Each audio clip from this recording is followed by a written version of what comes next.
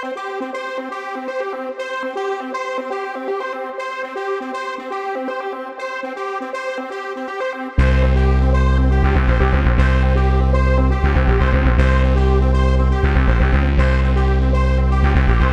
nouveau challenge sportif, ça c'est évident, ça va être passionnant, ça va être excitant. Maintenant on se met au travail. Ça s'est fait assez naturellement lorsque Geoffroy a annoncé son départ. Je pense que, comment dire, il m'a contacté, on a discuté calmement. Là ça se passe vraiment sereinement, effectivement, comme tu l'as dit, voilà, c'est un ami. On a travaillé un peu ensemble, on se côtoie régulièrement.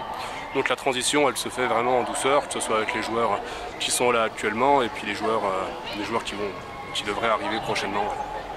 Quel sera l'objectif du club de la Cité des Luthiers? Moi, je vais rester sur le même message que j'ai passé la semaine dernière dans la presse. Le club vient de finir 2 fois deuxième, c'est-à-dire a loupé la dernière marche de peu, donc on continuera sur la même dynamique. On essaiera de faire mieux. Après, dans le sport, c'est pas toujours facile, mais en tout cas, on va se donner les moyens de franchir cette dernière étape. Alors comment justement, là, t'es en plein recrutement, c'est ça? Oui, c'est la période de recrutement, il y a des discussions avec des joueurs, il y a des joueurs qui vont venir faire des essais aussi. Voilà, après on ne se précipite pas trop. Sur le recrutement, le chantier il n'est pas important puisqu'il y a déjà 7 joueurs qui ont rempilé. Un 8e du club aussi qui va rempiler très prochainement, un jeune joueur. Et donc ça devrait... voilà, le chantier il n'est pas énorme, on a besoin d'un intérieur supplémentaire, on a besoin d'une personne sur la ligne arrière. Voilà. Tu peux nous dire qui rempile officiellement alors? C'est pas un secret ça. Hein? Non, Johan Jacques sera là? Johan Jacques rempile, Doudou Mbodji également, Jonathan Tayahi, donc ça c'est pour le secteur intérieur.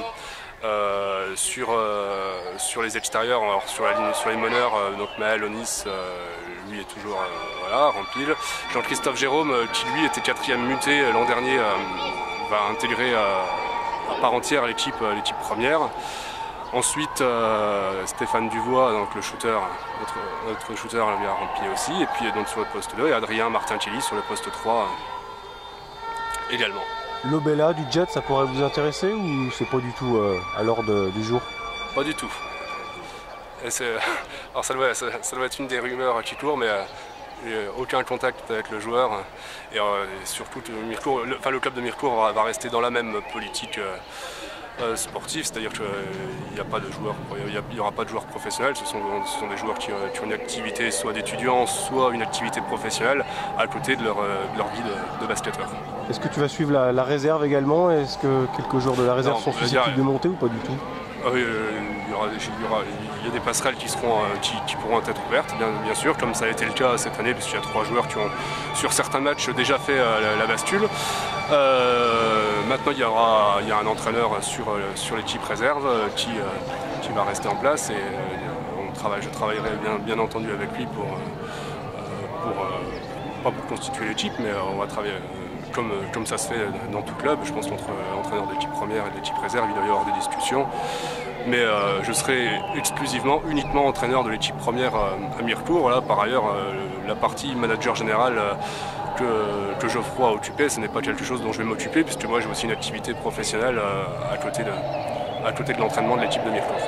L'équipe féminine, qui c'est qui va s'en occuper? Stéphane Duvois va poursuivre l'aventure, oui, je pense. Après, il faudra lui poser la question, mais il va poursuivre l'aventure. Oui. Bonne saison alors. Merci à toi.